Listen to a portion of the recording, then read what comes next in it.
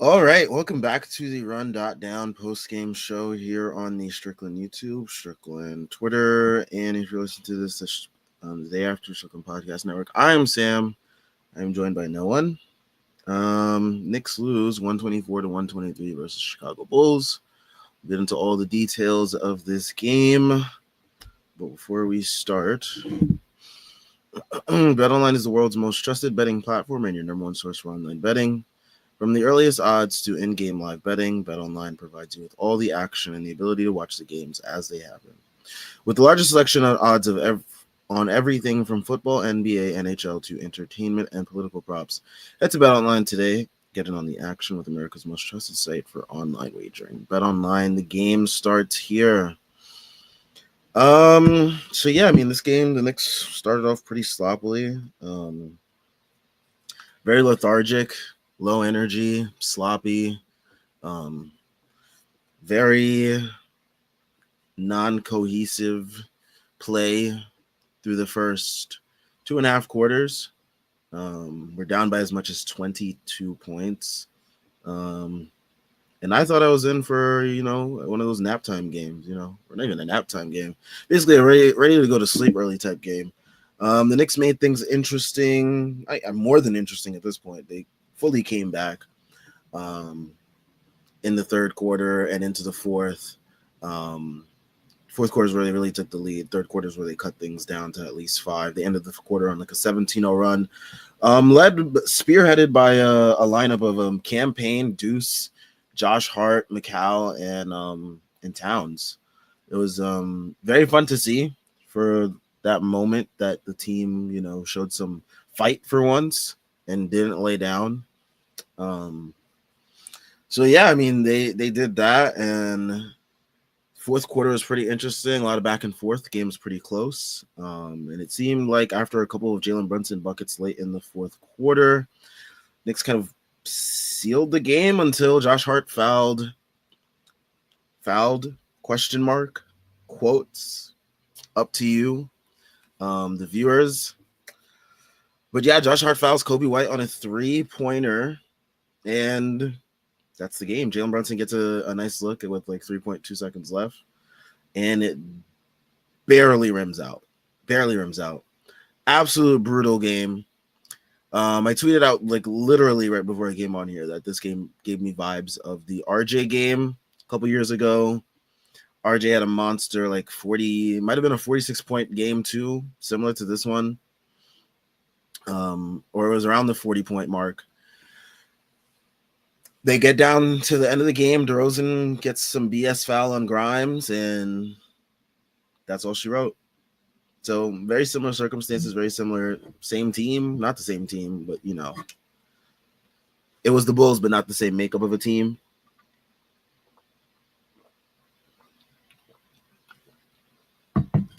And yeah,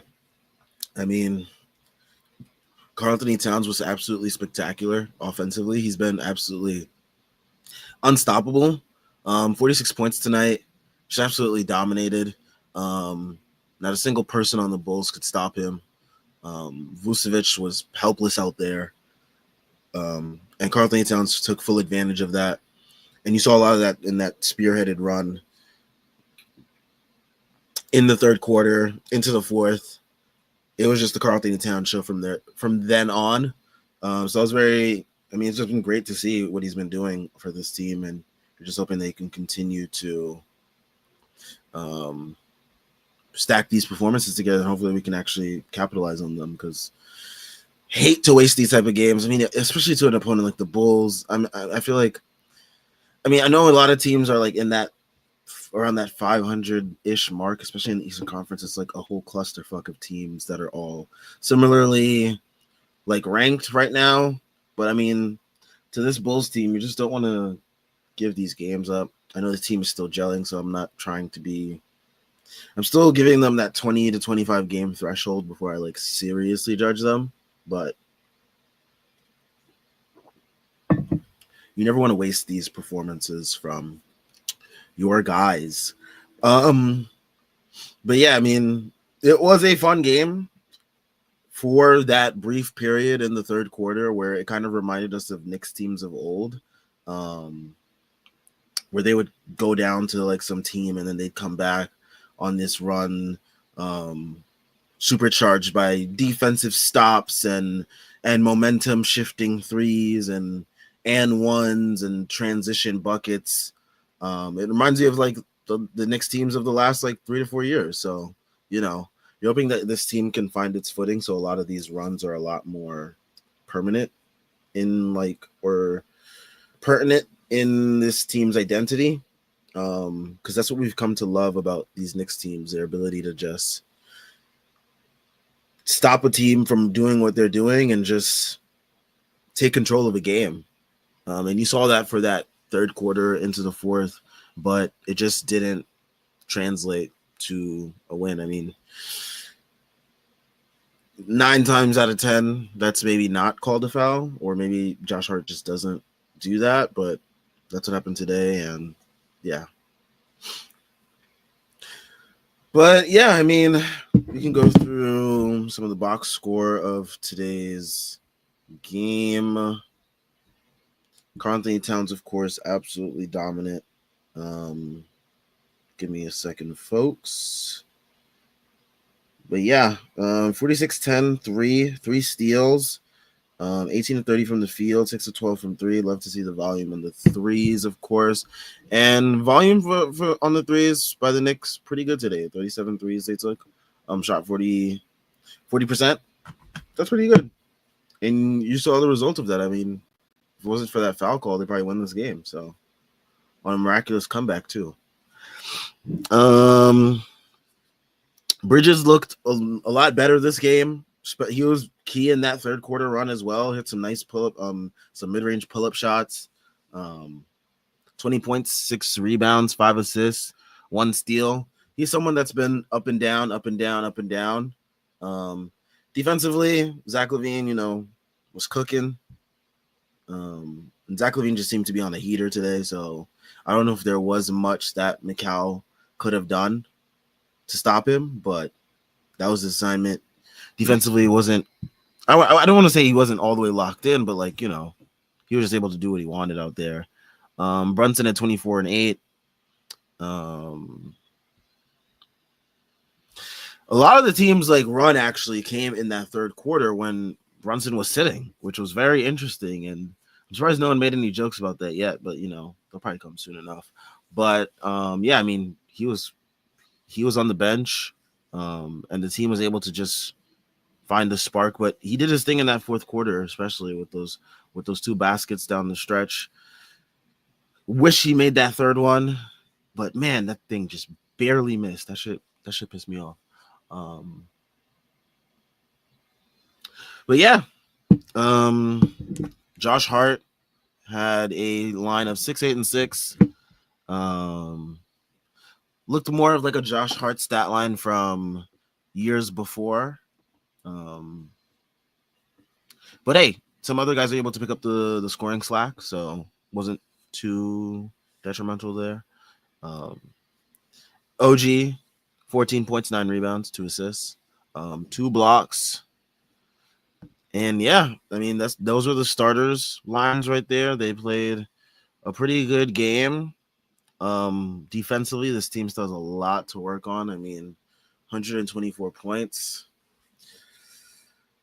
Man, I am missing the days of when this team was able to not allow that many points. I remember there's some games last year where we were holding teams to below 100, and it's you don't even see that in today's NBA. But man, I just don't love that we're in these games. We're these games are shootouts. I don't like that.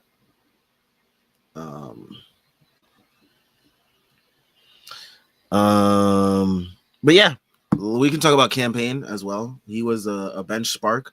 Me and Tyrese actually yesterday in last night's postgame, we talked about hey, can we get some semblance of Phoenix Campaign? And lo and behold, Phoenix Campaign kind of showed up today. So there was that.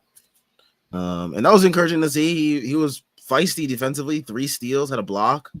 This is what you kind of expected to get from him, except he's just not able to do this consistently, which kind of sucks. Like he was doing in Phoenix. for that 2-year stretch it was. But yeah, I mean, if he can put together like some games like this, I mean, he can be a really reliable backup in our rotation. And yeah, I mean, it was just fun to see, especially him hitting those pull-up threes.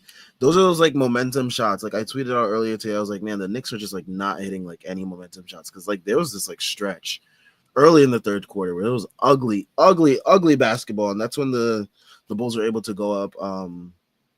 They were able to go up by I believe 22 at that point, and that was just after like a very nasty stretch of Knicks basketball.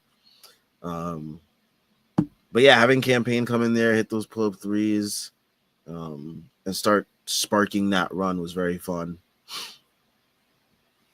Deuce McBride, 2 points, 2 assists, 1 of 4 from the field, 0 of 2 from 3.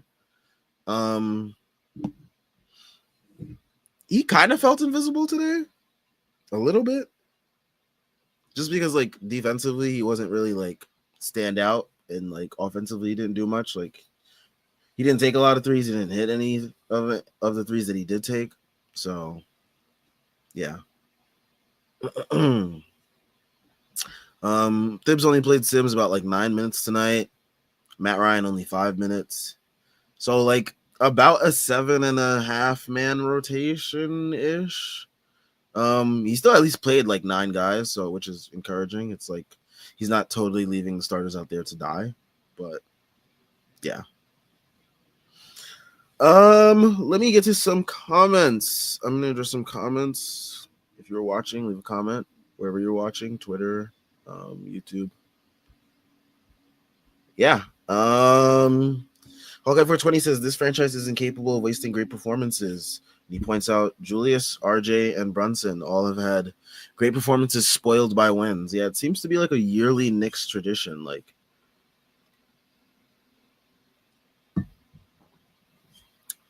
gotta have an early season great performance nixed by an opponent that usually the Knicks should or could take care of. So we'll see. He also says it's hindsight, but it probably should have been Deuce out there instead of Brunson after the Bulls timeout. Deuce probably would have been on White too. I don't know. Yeah, I mean, hindsight's 2020 with these things.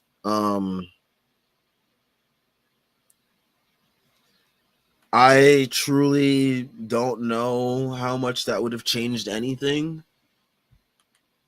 But you know, we just gotta kind of move on from that. I mean, sadly, that's what happened with this game.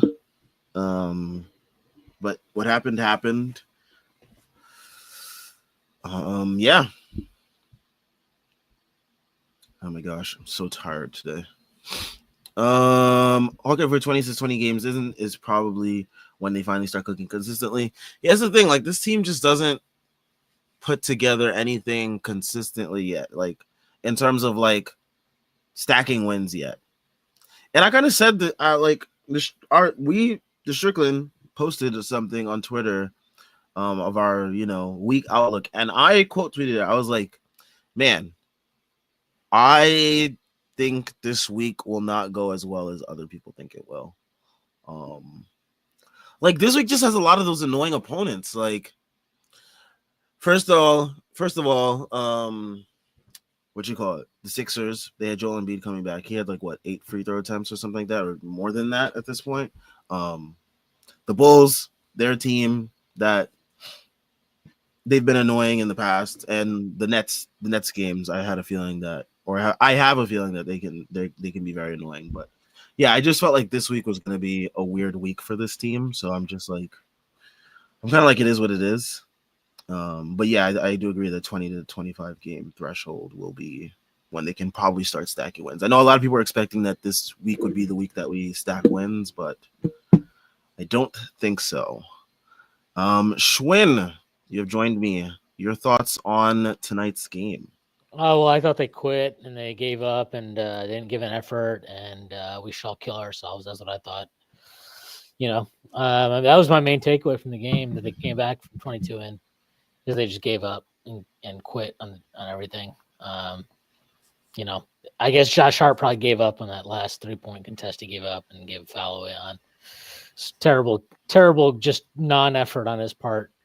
Horrible stuff. No, look, they lost the game. They were they were terrible to start the first 2.5 quarters. They were sloppy, stupid turnovers.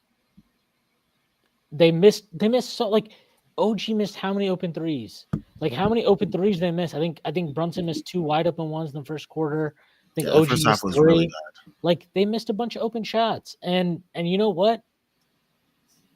If you're not getting easy shots at the rim, you got to cash in those open threes. And they didn't do it. And when you play that game, you play with fire, and they play with fire. And they made a valiant comeback, and it was a commendable comeback. Obviously, I mean, it was an awesome comeback. It was a great fourth quarter, third and fourth quarter to watch. But they didn't obviously seal the deal, and it is what it is. Like I still cannot believe that shot did not drop. I don't know. Brunson's cursed in terms of like having game winners drop. Apparently, shout out Hubert. But yeah, like it's I don't know what to say. Like I don't know. You can be mad at the team, whatever, and I totally get it. They didn't have it. I really don't think this was about them not playing with effort. I really don't. I didn't watch the start of this game being like they're not competing, they're not giving effort. I thought they were sloppy, and that's about execution. That's about understanding details. And that's also just about like, hey, like there's a very basic one. The most basic one I can give you an example of. OG gets a steal or gets a rebound. I don't remember if it was a rebound or a steal. And he throws the ball fucking forward to whoever it was. They pick it off and they come back the other way. And I think Levine Zach LaVine picked it off. Yeah, Zach LaVine picked it off, make a layup. What is that? Is that about effort? Is that about not competing? Is that about no? That's just a basic execution error. That is about basic execution. And like the Knicks have had a lot of that through the first 11 games of this season where they're 5-6. And I'm not excusing that. I'm not saying that's okay. What I am saying is that like I expect that shit to get better. And I expect that shit to get better because the history of this team under Tom Thibodeau is that shit gets better over the first 20 games, and they usually go on a run. And to your point, Sam, about like I wasn't expecting this week to get better. I don't really expect them to go on a run, really.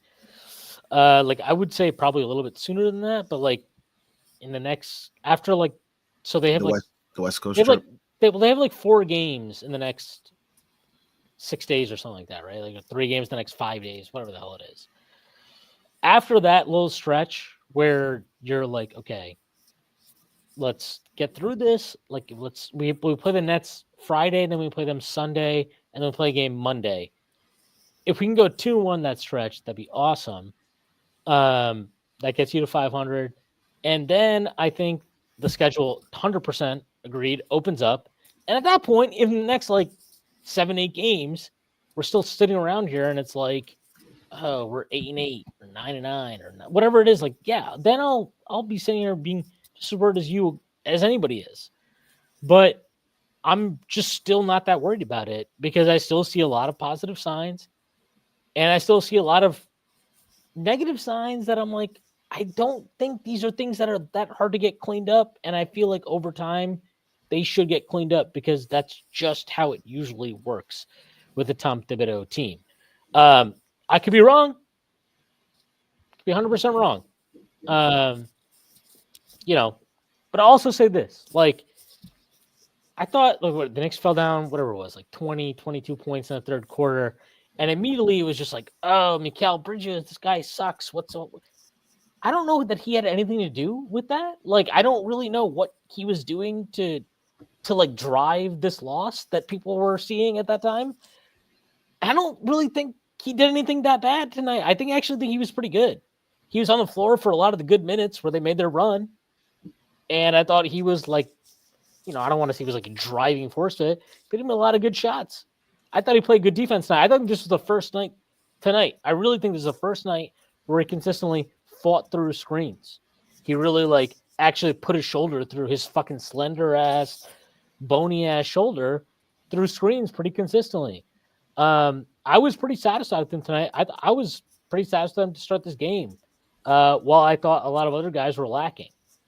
So, I just think in general, I get why people are very, very upset every time the Knicks lose a game, but I don't know that it's really a cause to be upset every time they lose a game. I think like they're dealing with shit. And I don't mean that in terms of just injuries, but I mean that in terms of like you can see it when they're on the floor. Like they're trying to figure shit out together. And that's very frustrating because we're all expecting them to come out and hit the ground running, and including myself, obviously. Like I definitely was like, oh, the starting five, 100%, they'll be great. And I mean, offensively, through the clunkiness, they are really good. But you want more, right? As fans, we always want more, and we should want more. We should want more given what has been traded out to get this team assembled. But to that point, at the bare minimum, I think I would say, I mean, look at what Karl-Anthony Towns did tonight. I think you're seeing the best version of this guy you've ever seen. So, that piece of that trade, at least, is seeming to bear fruit. Now, when it will it ultimately bear fruit in terms of wins and losses? I believe that it will, but I can't promise you. I mean, I could promise you that, but I could promise you a lot of things. And I'd be, who knows if I'm lying or not. Maybe I'm just trying to get laid, but it's just, it doesn't, I have a hard time getting really, really upset about a loss like this because I think it's the first back-to-back they played. I thought that game last night they played at a very high intensity. Forget the minutes load. I just thought the intensity of that game was like very, very playoff. Like the Bulls did not play last night, if I'm not mistaken. Correct? I don't know. I mean, they might have. I'm not trying to make sure. I don't think the Bulls played last night. No, they did not. They did not play any of the cup games. And that's not, again, I'm not trying to make an excuse for that. I'm just saying, like, it's not unreasonable to me that they would have gotten off to the start they did, and that it took the Knicks time to kind of like get into the game and get fucking feet in and get motion and all that stuff. It's what it is. I will put my faith in the fact that, again, over the last couple of years, our teams have started off pretty middling, and then they have taken off. Last year, I believe we started off 17-15 before the OG Anunoby trade, then we took off. Sure, you can say that's because of the trade, and surely it was because of the trade. But the year before, it was just about a rotation change, and whatever. Like, I think there's a lot of reasons to still believe that this team has a lot more potential for growth than staying where it is. I mean, like, you're going to get Precious Achiuwa back, which, I know that seems ridiculous to people, but I do think that matters a lot. Mitchell Robinson is a player who's going to come back at some point, maybe, hopefully, fingers crossed. They're going to get players back, and they're also dealing with. This is how close the shot was. I can't believe that didn't go in. I still can't believe that didn't go in. That is absolutely nuts. Can't believe that didn't go in. But yeah, I mean, I don't know. That was my takeaway from the game. And I talked about it in our live Discord chat. I was very, very annoyed when in the first half people were like, they quit. They're not trying tonight. And I'm like, I don't really just understand that. Like, I think they're bad. I think they're playing bad. They're doing a lot of bad things. But effort? I don't know. I didn't see the effort thing tonight. I didn't think the effort was really the issue. I think it was misguided effort. Sure. But I don't think it was an effort issue. I think they competed tonight. And, I also think the Bulls hit a lot of shots that, like, I mean, there's one shot Pat Williams Pat Williams. Pat Williams hit a fucking contested three with OG Anunoby right in his face from a standstill. Pat Williams had 18 points. What are you gonna like if OG Anunoby's contesting Pat Williams from a standstill and he hits a three? I can't do anything other than just say, tip my cap and move on with my life. So I don't know. People want to be really, really upset about this. I get it. I'm not. I mean, I'm upset they lost, obviously.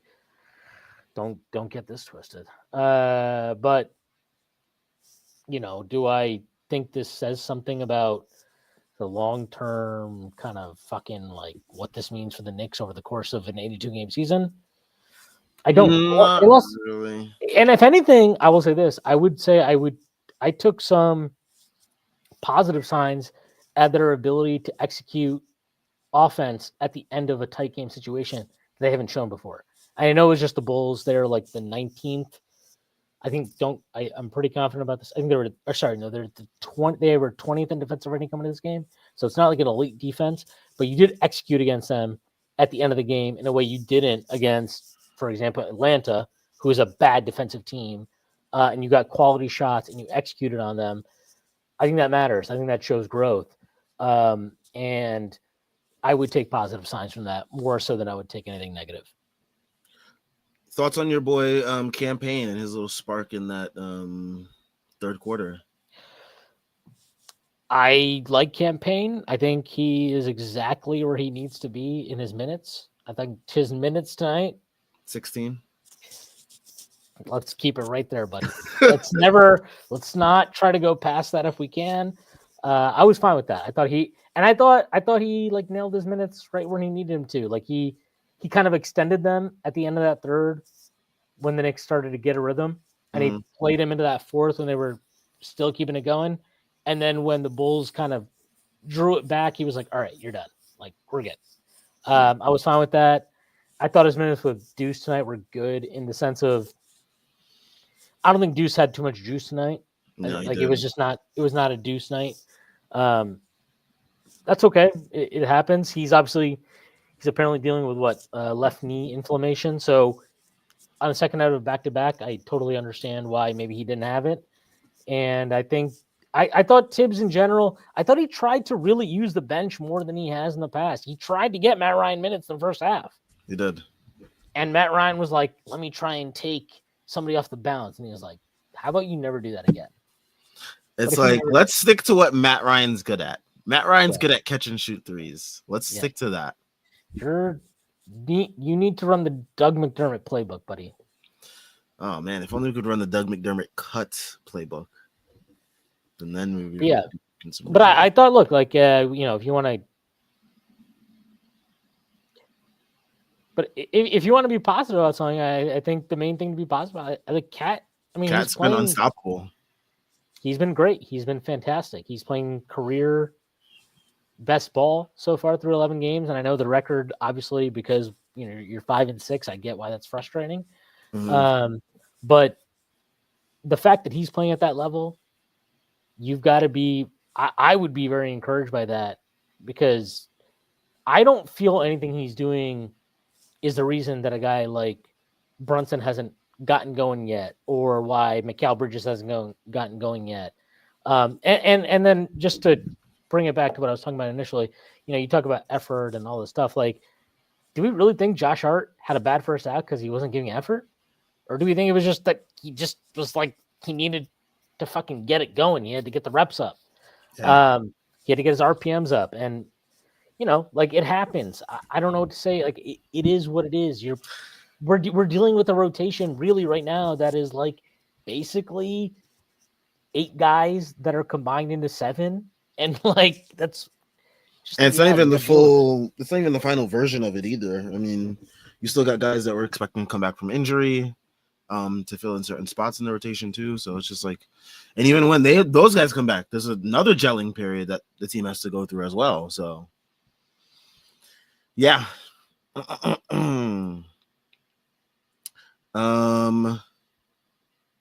Yeah, so a lot of gelling to do this year. Brent, he says, can't wait till we get past the 20 game mark. We still trash after that. The whole team can go. Very brash, Brent. I'm not sure that would be the case. They didn't get it going after that. But I get the sentiment. Yeah. Dibs says that the defense is a work in progress, but he liked it in the second half. I would concur. I would concur with that. I thought it was definitely better than it was definitely better like from like the midway part of the third quarter on. Yeah, I mean, I just think they were just. But it's all inconsistency. It's all about like communication and chemistry. It's not effort. It's just like a lot of stuff that just aren't. They aren't on the same page about a lot of things. Well, I'll put it this way: like I think rightfully, and I mean this rightfully, I think Mikal Bridges has come in for a lot of criticism over before this game, the first 10 games. I think he's deserved it for his defensive issues and whatever. I thought tonight, from the start of the game, I thought he was like good. Like I thought he was like battling through screens. I thought he was like legitimately competing.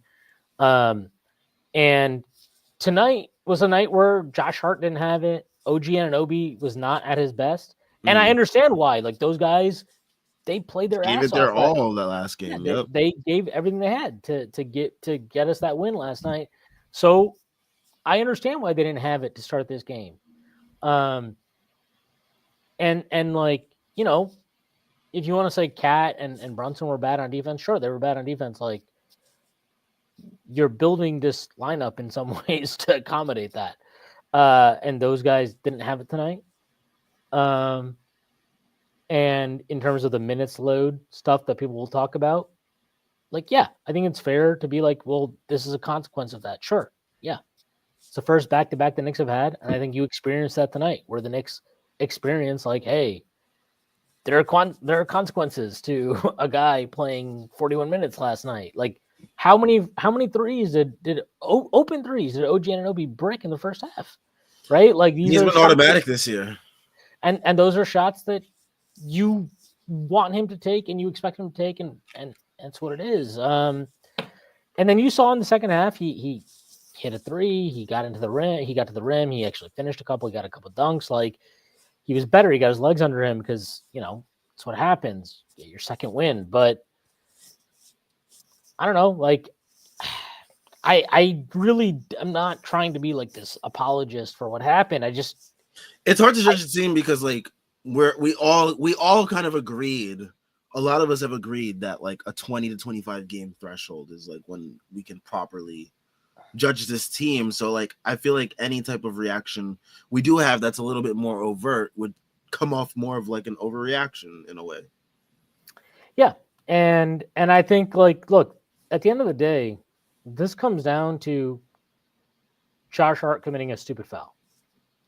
Like, where he brushed Kobe White's hair.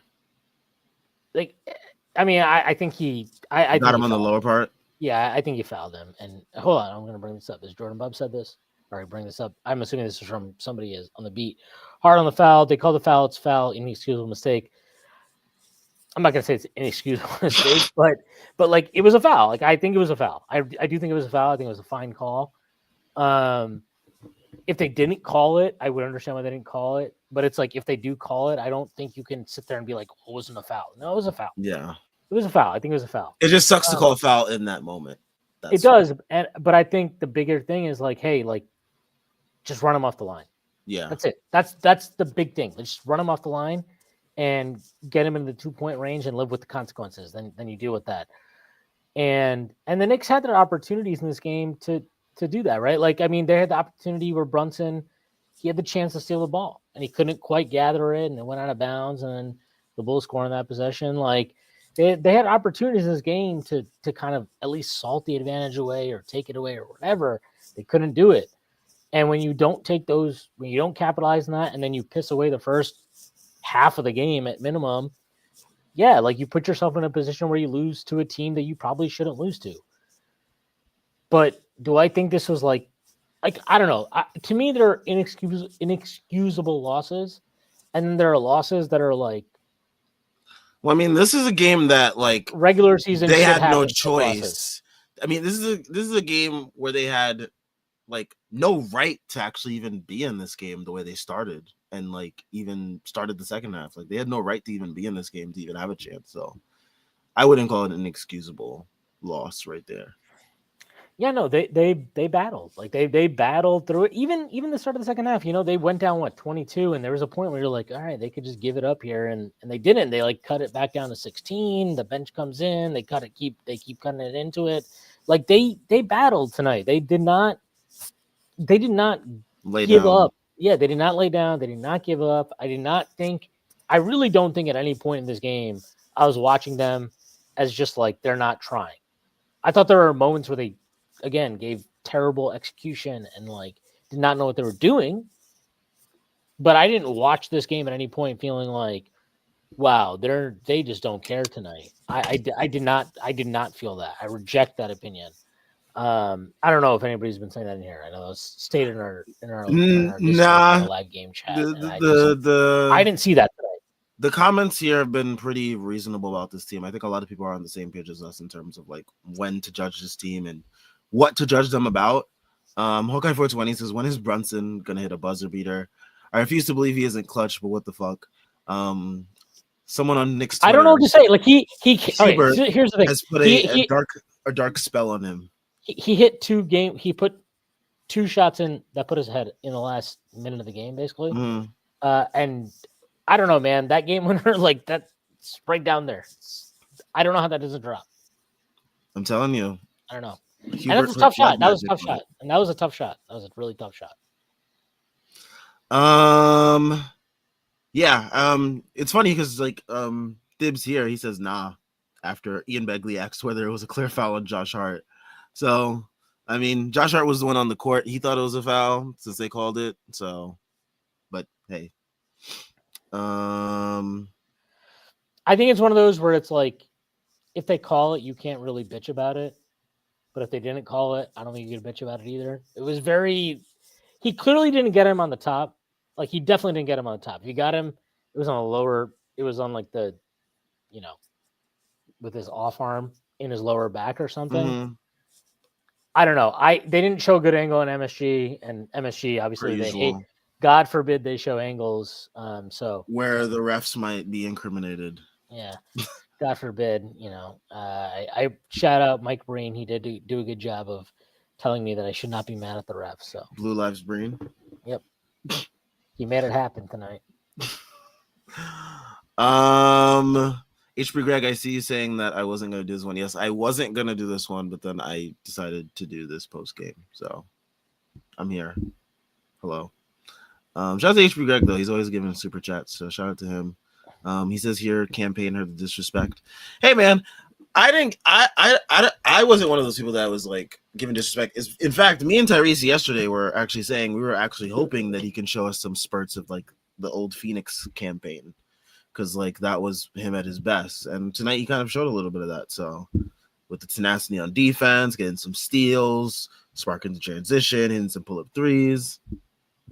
But hey, if he can answer the call every night, I will be a happy fella. I won't complain about him.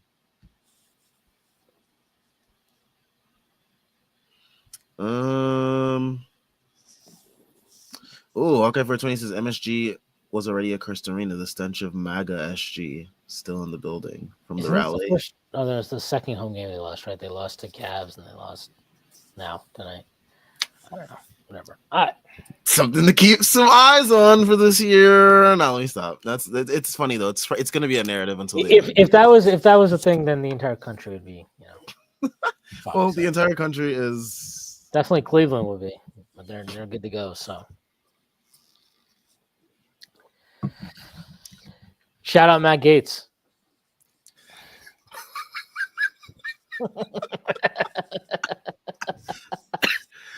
Oh my God.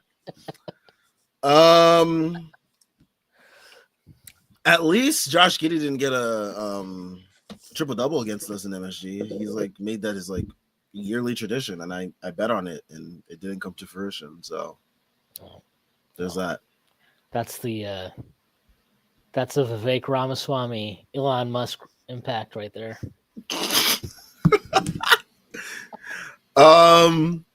Who do the Knicks play next? I want to make this a Brooklyn. gamely tradition of like who to bet on. Brooklyn. We play Brooklyn on. We play them back to back. We play them Friday and Sunday. All right, so it's a cup game. The Nets big man situation is what, Nick Claxton and God help me. Is it? Do they have the other guy? Hey, shout out to HP Greg, $5 super chat. He says, take this and put it directly in your pocket. This is for you, Sam. You're always here. Thank you. I try. I'm not always here, but I try my best. He's not always there when you call.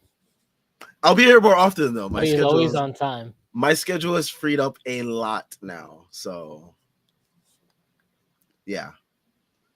I had some prior responsibilities, but they're no longer in the picture. So yeah, Sam's getting divorced. So Sam's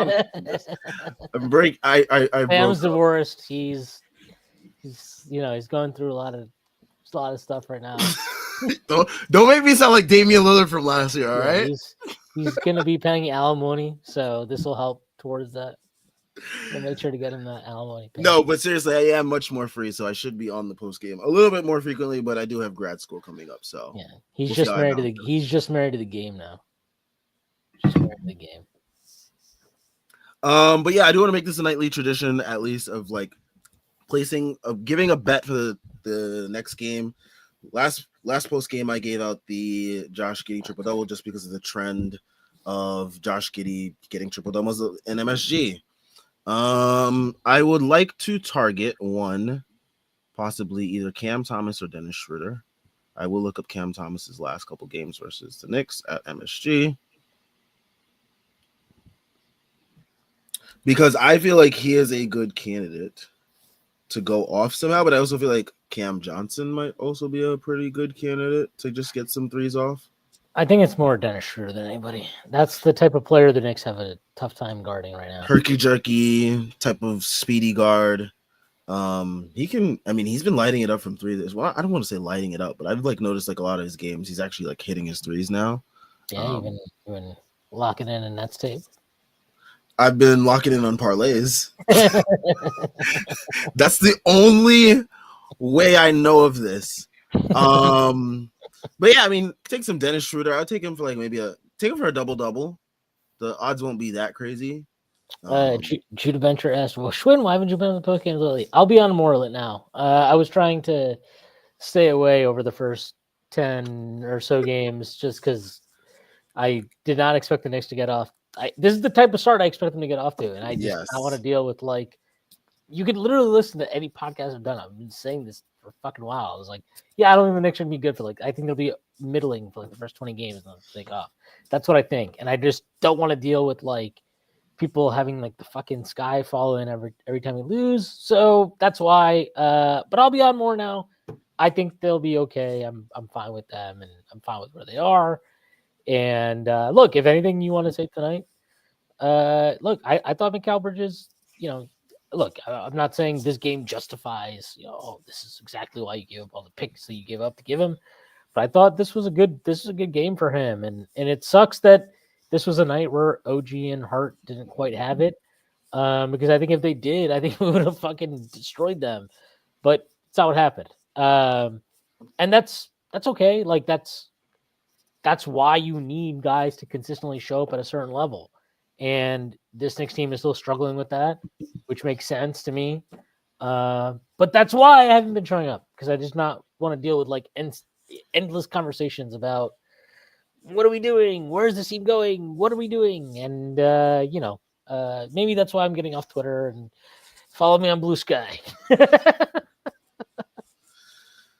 Yep. Blue skies are coming. I haven't joined yet, but I will possibly be joining within the coming weeks. Let's see here from JLE3. Brunson said that he's sure he had the shot go down like that and pop back out. It literally happened at the end of last year against the Bulls. Seriously? In the final game of the regular season, yes. It's exactly what happened. It's the same exact thing. Crazy. We won the game, obviously, in overtime, but yeah. Yeah, no, the Bulls have some sort of dark magic looming over them.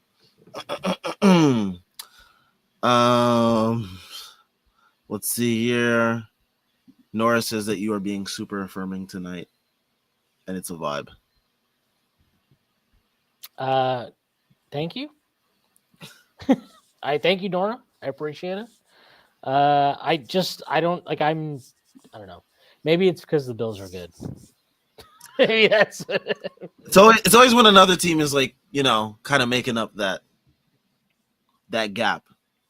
I genuinely have a theory that like the reason so many Knicks fans are so angsty about every game is because both the Jets and Giants have been fucking dog shit. Well, both the Jets and Giants are dog shit. The Yankees just had one of the most embarrassing World Series performances ever.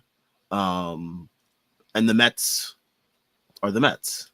It's like Michigan won a national championship last year. They could fucking suck for the next 5 years, and I'd be like, double thumbs up, buddy.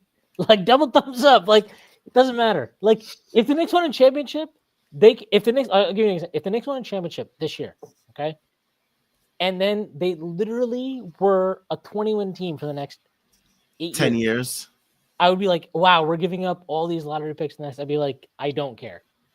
We won a championship. That's what I care about. Like, yeah, it sucks. I get it. It sucks, but don't care. Don't care that much. They won a championship.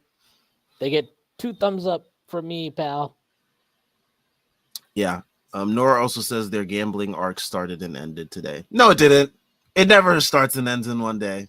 It only starts. Yeah, it just starts. It doesn't end. You never end. There were times I thought I ended for a couple days, and then I went right back to it. It never ends. Enjoy it while you're in it. Hey, Adrian Greg, this is not true. I do not keep the good ones to myself. Okay? I do share some good bets. But hey, there's a theory out there that if you share the bets, they just don't hit. So it's just like, you got to keep some good ones close to the chest. And those are the ones that are more likely to win. I'm sorry. Let's see. What else do we have here? Judah Benchar asks, "Would it would be like saying Mitch is a better passer than Iheart? He doesn't get played the same way, or what is this referring to?" I would like to know what this comment is referring to. So this is wow. What a great win by the Cavs tonight! Wow.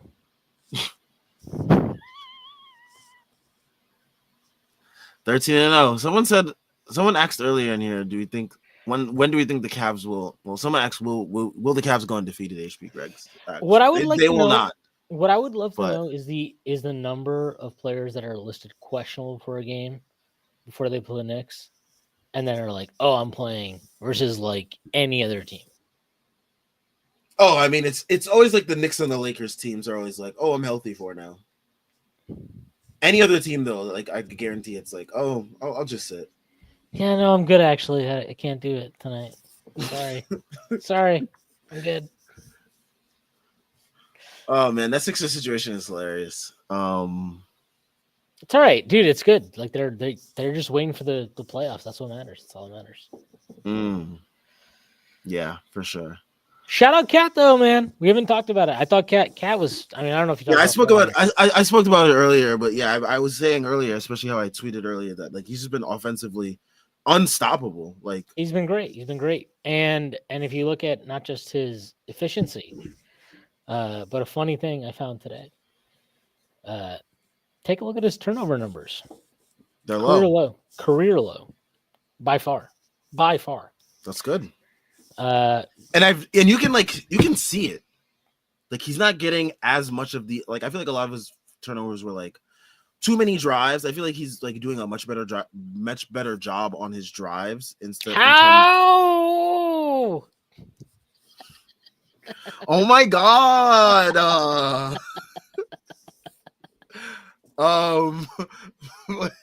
No, I feel like he's done a much better job on his drives. He does a good job of like pump faking to get like the defender at least like thinking or guessing a little bit, and like that keeps them a little bit off their feet. And I feel like that's having him do a better job on his drives, because I feel like teams used to like at least sit on his drives a little bit more. And maybe that's also the conundrum of him playing next to Gobert for those years too, as well. That might have led to a lot of those turnovers because like there's another big that's close to like collapse onto him. So there's a lot of factors there. I think just playing in this spacing, he's making a little bit better decisions as well. He's making quicker decisions. And yeah, that's what you're seeing with Cat. Some great passing that last game, especially. I know you weren't on for the post game, but like last game, he was great with the passes. And he had that one again. He had that one with Josh Hart and the one with Mikal last game. And then today, he's just offensively just great scoring. Like Vucevic could not do anything to stop him. Yeah, I mean, look, the unfortunate thing, and I think it should be said, I think it's fair to say it, is Vucevic also, you know, he got points on him. He got buckets on him in the post. It's very frustrating. But he clearly won that matchup decisively. And look, I'll just say this, because I think it should be said. At some point, we're 11 games in now. And, you know, I posted the numbers today. Jalen Brunson through 10 games. It was Jalen Brunson's last 10 games last year. He's playing better. At some point, you need your superstar to play like a superstar. He has not played like a superstar yet. No, he has not. And if you play like a superstar tonight, the Knicks win this game. And they probably win this game by like a couple possessions. He's got to be better. He's got to be great at some point. He is not. He's had a couple of great games in games that were kind of like inconsequential in terms of their point differential. He's got to be decisive in decisive games. And look, tonight, obviously, if he makes that last shot, we're all sitting here, you know, singing a whole different tune, blowing some stuff that, you know, we all like. Whoa. What? But like he didn't make the shot. And at the end of the day, it shouldn't come down to that. He's got to be better before those last minutes, especially in a team against a team like Chicago. He's got to deliver at a higher level. I think it's okay to demand that. He should play better. He's got to play better. He hasn't done it yet. And I will continue to keep the faith because he's obviously shown us that, you know, the beginning of the season is not necessarily how he ends the season or how he, you know, any of that stuff. But we're, you know, 5-6.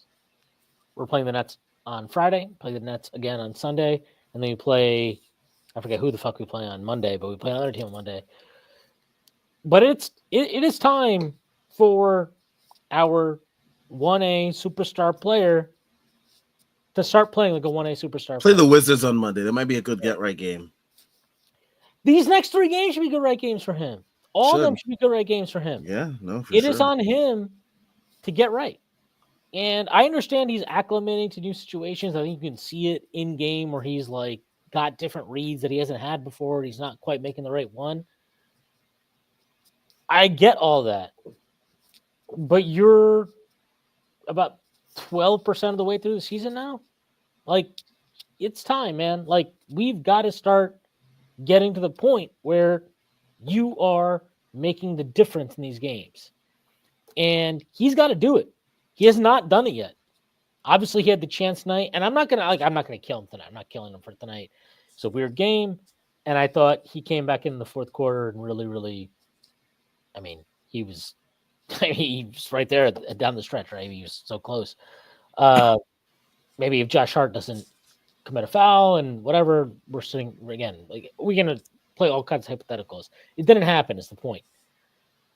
He's got to start making the difference happen early. Like you got to start making the difference early in games. Like I'm so like the one thing I'm so sick and tired of seeing this. They are daring this guy to shoot threes. I'm like, you're a 40% 3-point shooter for your career. Shoot the fucking three. Why are you coming off screens hesitant to shoot threes? Shoot the fucking three. Yeah, like, I understand in his head. He's like, oh, well, Cat's stretch 5. I got to go in. Like, no, they're giving you the fucking three. I've seen how many games we watch now where teams are just like, we're daring you to shoot 3. We're daring you to shoot 3. We're daring you to shoot 3. And he's like hesitating. He pumps. Shoot the fucking 3. Come off the. I want to see him one time come off the pick and roll at the high screen, right? Fucking top of the key, pick and roll, come off it and just immediately raise up. No doubt. No question. I haven't seen it yet. Just do it. Just fucking take the shot. They're giving it to you, pal. They're giving it to you, pal. Make them honor it. Make them honor it. Because if you make them honor it, you're opening up the whole floor for your team. It's actually being a little bit selfish to not take that shot at a certain point. And he's got to do better. He's got to make better decisions. And he's got to stop. Like he's playing so kind of like in his head. Yeah, he's like, I got to do. Just take the fucking easy reads. Take the easy reads. They're there for you. They're there for you. Take the easy reads. Take the open threes. Take the open shots.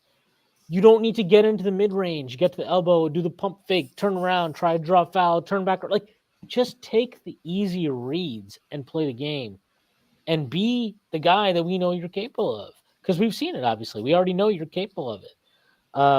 I'm still not worried, for the record. Like, he's done this the last 2 years. His starts to both seasons have not been great. His starts to this season, obviously, not been great. I think he's a player who needs to really kind of like understands the confines of the environment that he's in before he really starts to like understand where he should go. But it's getting to be that time, man. We're, again, 12.5% of the season, 10 games or 11 games of the season. You're about you're 1/8 into the season. I think it is fair to start demanding that your superstar player starts giving you superstar results. Like a superstar. No, for sure. Definitely. I mean, I'm still giving him a little bit of grace, but not too much. Just because, like, he's been here. He knows what to do. It's like we're not reinventing the wheel that much here. So, yeah. HB Greg says we need to get you in a room with Jalen. Ayo. Talk to Matt Hillman. Schedule that shit. Yeah, he's apparently in charge of all that type of stuff. So, Judah Bencher says, to be honest, I think he needs to be using off-ball screening actions again. That would give him catch and shoots, and he uses tremendous off-ball skill and with Cat's passing too. I think they've tried to do this a little bit more. I agree with you. They need to do it more, and it needs to be. But this is where I also like. I think a lot of this comes down to them figuring out how to use Bridges, because right now it just feels very disjointed when they use Brunson and Cat, and then they like. It doesn't seem like those three can catch a rhythm together. It doesn't feel like they're playing in a flow together. It always feels like two of them are doing something, and the other guy's doing something else. He's just spotting up or whatever.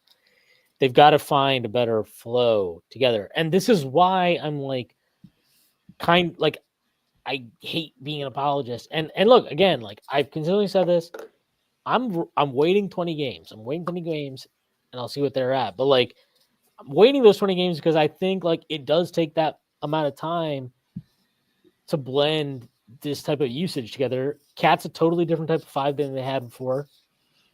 And Bridges is a different type of wing than they've had before. Like he's a different player than what he was when he first. He's not Dante. That's the biggest. He's not Dante. Like Dante was just like Dante's just like, all right, I'm just good. Like, hey, your job is just stand out here, fucking like 28 feet, and anytime you touch the ball, launch a fucking three. That's not Mikal Bridges' game. Like that's a totally different game. He's got to find a better rhythm with those guys, and they've got to find a better with him. And the other thing Mikal Bridges got to do, like, I need him to take better threes. Like some of these threes he takes, I'm like, how do you think that's like? Why would you ever think that's a shot I want you to take? He took one in the corner today in the first half. He caught it. I think Kobe White was right in his face, like right in front of him, and he's just like, I'm like, you're not Kevin Durant, bro. Like that is not what I want you to do. You think? I feel like he still has that. I remember last year I coined the term Monty juice. I feel like Bridges has a lot of Brooklyn juice still on him.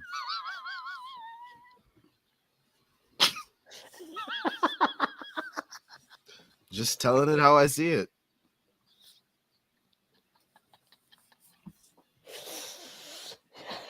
He's got to get that Brooklyn juice off him. He's got to get that Atlantic Yards juice off of that Jay-Z juice. Whoa! That Joe Side juice.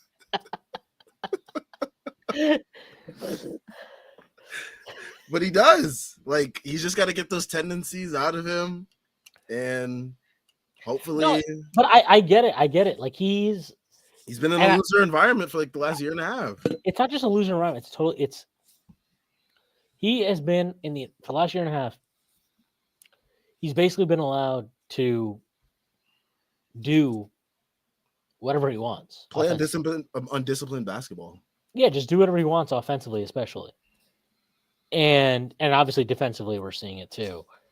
And it's like, okay, now you're back to playing like real NBA basketball. We need you to do like serious things. Yes. And we need you to not just do serious things. We need to do like the things that are required of a third option on a championship caliber team. And that's a pretty big shift. And I think it is very, very easy to pile on him right now and shit on him. Well, he's the guy that cost 5-6 first round picks. So I get it. I get why people want to shut him and clown on him. And also a lot of people didn't want him here too. Well, look, right here, guy that never thought he was worth that. Never. I called him ass flakes. Literally, this calendar year. I spent the last fucking like 2 years calling this guy mid-cal Bridges. Okay, so I get it. I totally understand it. One, I will say I think this front office deserves the benefit of the doubt in acquiring players, given their track record, because I did not want OG Anunoby, wrong. Did not want Karl-Anthony Towns. Actually, whatever. Okay, I do not want Karl-Anthony. I'm not gonna get into like this, but I do not want Karl-Anthony Towns, wrong. Like, but I didn't want Jalen Brunson, wrong. Yeah, like we didn't want a lot of things these guys did, and they've done them and they've been right. And so when you're just wrong that much, you should give the people that are right the benefit of the doubt. And I think understanding that and just understanding where Bridges is coming from, he has the biggest transition to make, right? Because Cat was obviously going to come here, and it's very, very easy to understand how his offense is going to come. 1-5 pick and roll. You know, it just all made sense, right? It was very, very easy to understand. Bridges is coming in. It's like, well, you're replacing Dante. Okay, well, I don't do Dante. Like, I'm not Dante. I'm not standing out at 28 feet and just like launching psycho threes at 40%. It's not what I do. Like, I can do other things, and we see the other things he can do, and they're useful at times, but they're not yet useful in the winning ways. They're not yet useful in the 5-man grouping. Like, they're not, like, we're not leveraging that into successful NBA 5-man lineup basketball. And that is something I am okay with understanding right now. I also understand it absolutely has to get better. Like, I understand why people are very annoyed and concerned and upset and blah, blah, blah. I get all of that. I do.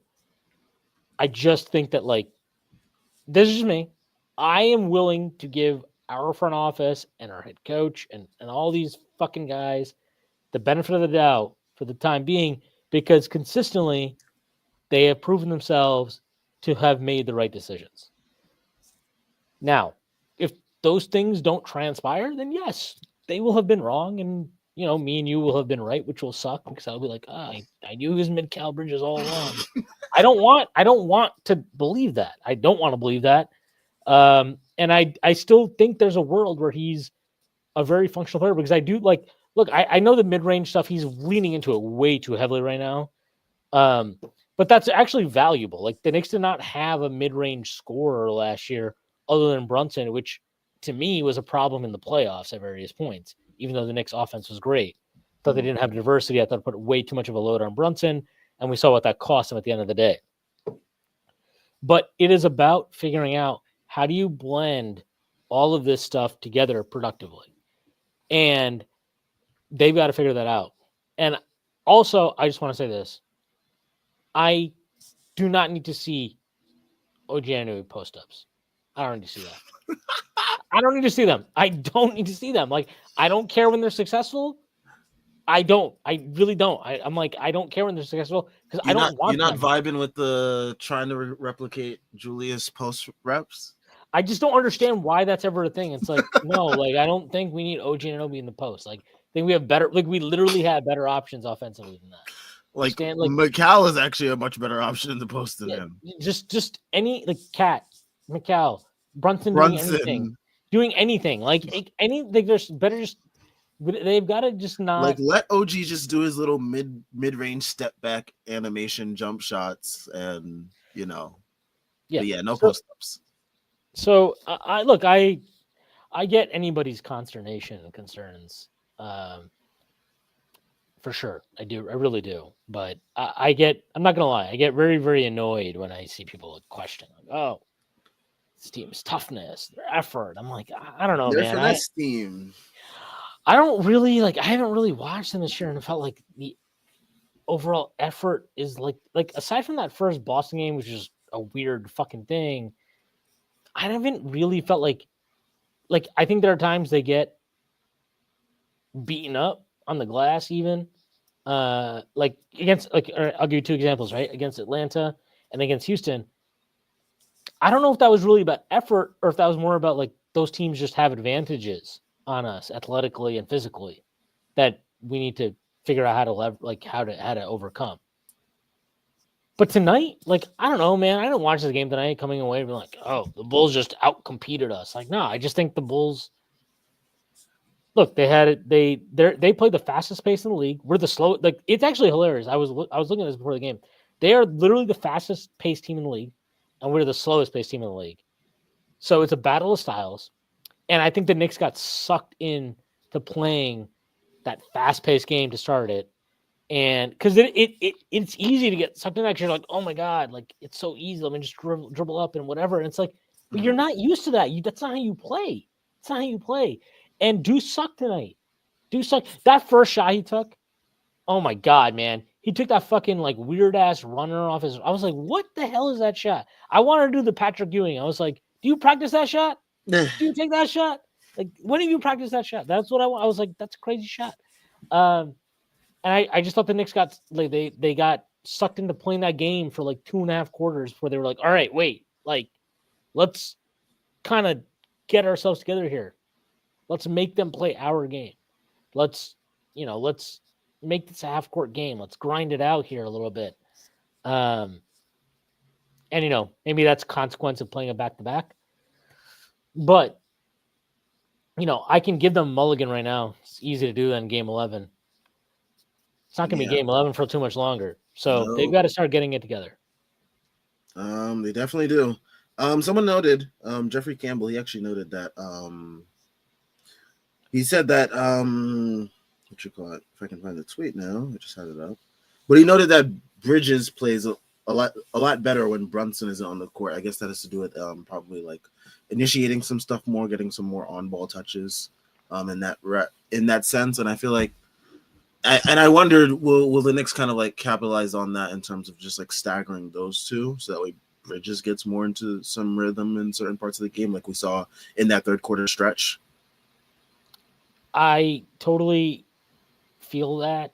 I think at the end of the day, though, like, you need to get them on the same page. Like, you can't, as a unit, yes, for sure. You can't win a championship if you're like, well, the way to get around this is staggering them more. You might win a lot more regular season games. There's no question. I think that's almost definite. You will, but the goal isn't to win, 58 regular season games. I mean, that might be a goal, but the goal is to win a championship, and you're not going to do that until you get your main guys on the same page and playing coherently together, and that just needs to happen. This is Larry Israel. Says, with the timeout left, why is Towns with 5 fouls in the game, and why weren't they switching that pick and roll in the last possession?